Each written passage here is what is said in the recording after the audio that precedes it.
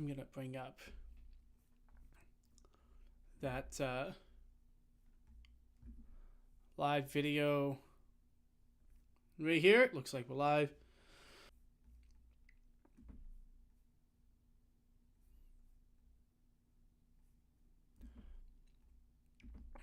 Guess I should change those defaults at some point. Excuse me. Wow. Holy heck. All right. All right, ladies and gentlemen. As a Canadian, I was happy that Trump won until he started raising my prices on everything. And I'm very curious to see what Jordan... Why is my stream disconnected? What the hell? Ugh.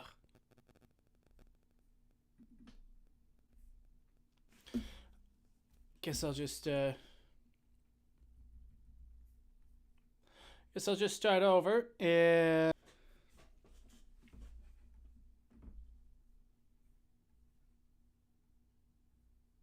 why does my stream keep disconnecting? Why?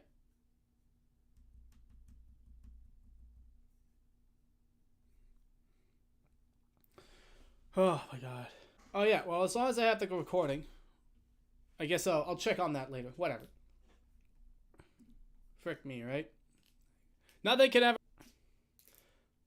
As a Canadian who was tired of all the woke BS, I was super thrilled that Donald Trump got elected until he started raising... Really pissed me off because I went from happy to pissed. And I'm very interested to see what Jordan Peterson has to say as a fellow Canadian, so let's check it out. Okay, so who's listening, what do you think exactly, what the hell is Trump up to? I mean, he's put a knot in Canadians' tail, and the upside of that is that for the first time, the Liberals are pretending that they're patriots, and that Canada has a self-evident reason for existing, which is something that Trudeau has formally denied political career, that we were a post-national state with no real identity, that our strength was our diversity, that which sucks, and I just feel like it's been sapped like so much. We're just a melting pot of nonsense. And by the way, I don't mind lots of different people. I happen to like women from different parts of the world, and so like it's fine by me. I don't have to be. But to say that we have no core identity and that basically we're just a gay country now, which sucks, okay? And like, I'm more than, but like, where's all of the rest of our identity, right? Like, it's ridiculous. Leg one, where we had some advantage, was also movement into the future, that we were going to enter into a green economy that was going to magically make us rich. And one of the things you're pointing out is, good. Own any of it. So, and you know, when I looked at Carney's book recently, Values, and he talks about this magical economy, which I suppose at least in part is a knowledge economy, fossil fuels in the ground, but you might say that it's a little short on detailed plan. So, okay, so what's Trump exactly? What do you think Trump is up to? Yeah, I'm with you today characterizing what's going on. Yeah. I've only said one normative thing to date, so far in this, which was my belief in capitalism in a liberation. And I'm going to give you what I plan to be. And I'm fine with a liberal democracy as long as they're not stupid. Okay? He was stupid. Okay? Only the second normative thing that I plan to say today, that I think that Trump's behavior is it's unkind. I agree. It's almost certainly illegal, though characterization, I'm also going to say that I think he miscalculated, and it's actually been unwise and is counterproductive if we seize it. So I think this is a fascinating moment, and to sort of, for Canada, to when you reach a fork in the road, you got to take it. Right. And so Trump sees Mexico at labor to lowest cost for blue collar, Canada's to commodified labor at white collar workers, and it's all good. And so I actually think the appeasement, there's a little bit of benefit in appeasement and diplomacy, because you inform a few things back a little bit because it's counter to Americans' interests, not because he's compassionate to Canada economically or socially or security-wise. What he believes that they are the empire, that you must pay a tax for the privilege of participating with the Internal Revenue Service, the External Revenue Service, and that people's taxes domestically can go down in the U.S. and that it's paid for through tariffs. Yep. And in economic. But I think what we're about to hear is that true? I mean, I personally would love to have no taxes, but then also, do the tariffs actually benefit the country enough in order to offset the fact that everyone's prices of, I mean, I'm not sure. I guess they have more, if you lower the taxes, they have more money to buy stuff, but does it actually even out in the favor of the average citizens? Politicians have a knack for skimming things off the top and making sure that the top 1% are the ones who benefit the most. But yeah, let's Prosperity in a global system, the number one objective is to improve your terms of trade. And terms of trade is really simple. That it's the ratio, better price for what you sell, your terms of trade go up. If you pay more for something that you buy, your terms of trade go down. And that's the whole game, is terms of trade. And we thought that in America realized that it's about inserting the rent stuff where you get really high rents, which means that drives up your GDP per capita through higher terms of trade. And so they're thinking going to enhance the prices we get, and we believe that's going to deflate your currency because it makes, and a deflation of a currency is like a pay decrease, and you sell it for less too. Right. So that worsens your terms of trade, which benefits America's terms of trade. So they're trying to shift the structure of the global economic system where everyone else is some lower economic status entity, and that is an economic logic being played out to Mexico and blood to get out of the stone that is Mexico. I think there is a legitimate a security thing that they're paying attention to. With regards to the border? Yeah, and there's probably a couple little strategic. This is the part of the thing, like, as a Canadian, the arrogance of a lot of American, American patriots are freaking important, that they should just be the empire and other countries shouldn't have, the opportunity to picture that he's painting. Maybe they have different views, and obviously not all Americans think the same, and I'm sure there are lots of Americans that don't like that. As someone who's Canadian and not American, I think I could summarize our view of America in a little bit of a way off, but we don't necessarily want to be like them. We don't necessarily want to have all of their culture. We definitely don't want their healthcare system for things if things go wrong.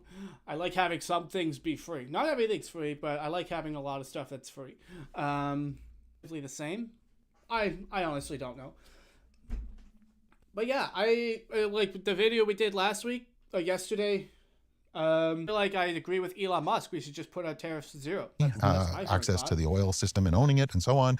But there's a lot of blood to get from the Canadian prosperity, eroding as we are. There's a lot of gems in there to get. So I think his objective, if you weaken it enough, you go in for the gems and you hold it in a subordinate position. Okay, now because that's the economic logic that is an economic insecurity, dominance logic. Okay, but you pointed out that it may well have a paradoxical effect. So let's go into that. I mean, one of the things I've noticed, because he is a bull in the China shop. I'm angry about it. Yeah. I'm angry about them. Yeah, right. I wake up angry on it because I feel it's wrong at so many levels. So that's my second normative thing. I'll a little better, and I'm bothered by it. And I think it's going to hurt 1 in 4 people. What about the 1 in 4 people that have food insecurity?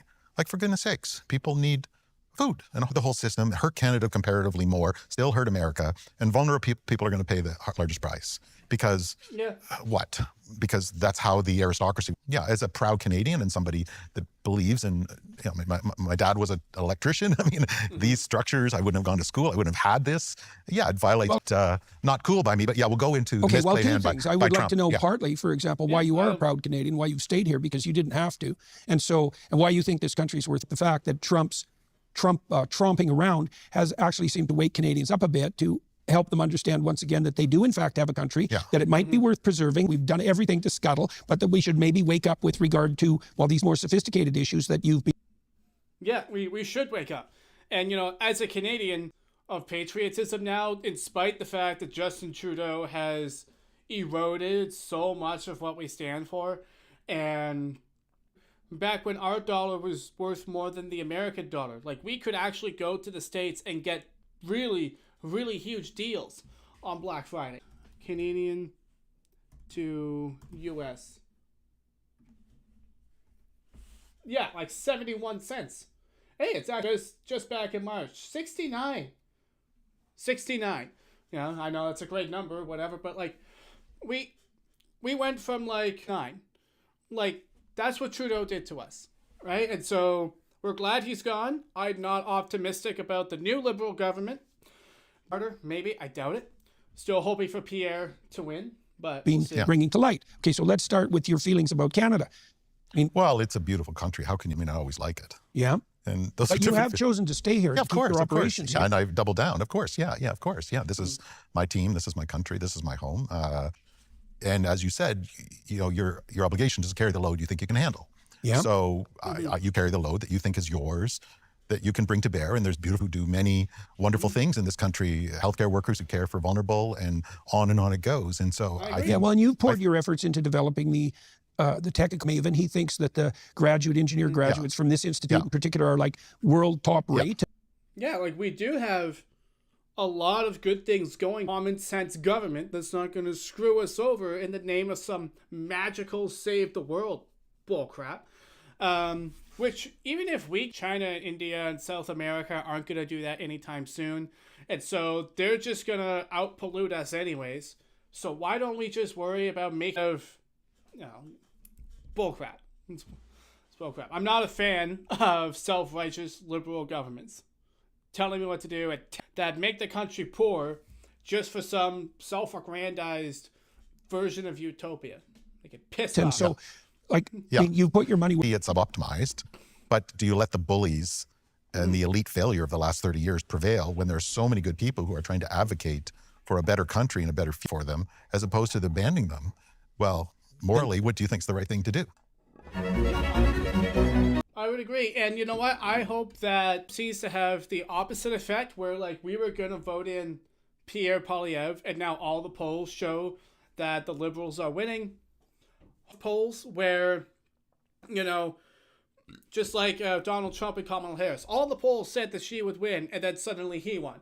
I am really hoping that that's the case in Canada, and that the pollsters have overpolled in the wrong sections, and the numbers are all screwed up, and that Pierre Poilievre is absolute shake and give us a new decade of prosperity. That's my dream. And hey, I can dream, can't I? I can dream. We'll see. I'll be covering the interested, or if you're American or interested, or if you're anyone who's interested in this sort of thing, sort of talking about life, subscribe. I'll do my best to make this channel a wonderful place where we can all come together. And yeah, Jordan Peterson has, before there's a bit of a darkness that we finish up today, I wanted to talk about Canada being the 50. How Trump has completely screwed us. Let me show you guys this.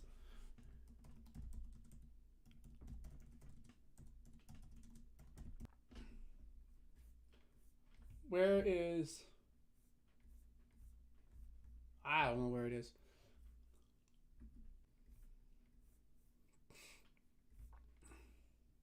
Here it is. Look at what Trump did to us. It's ridiculous. For ourselves, but holy frick. Okay, guys, look at this.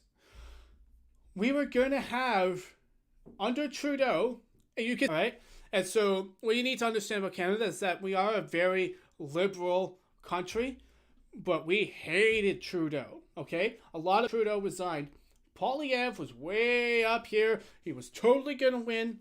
It was guaranteed victory. And then a new idiot named Mark Carney, and Trump started threatening us with tariffs. And now it's completely flopped and switched, which I'm really pissed at the government. But hey, maybe we could still win a minority government.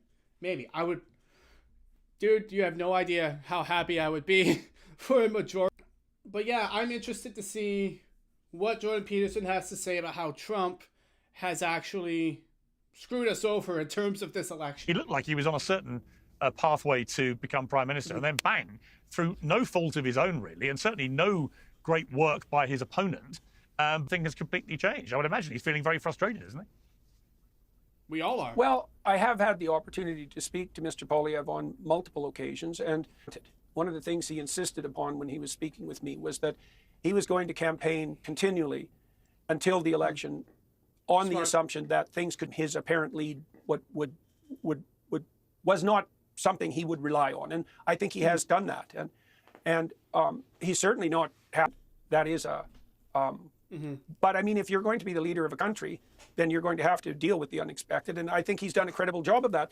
Part of Poilievre, that the Canadian legacy media, particularly the Canadian Broadcasting Corporation, very much similar to the BBC, is state-funded, and very much, particularly because Poilievre has threatened, and I think he means it, to defund the CBC, which is an institution that royally deserves being defunded. It's incompetent to the core, especially older Canadians who tend to get their news from the CBC, let's say, and assume that it's reliable like it was 30 years ago.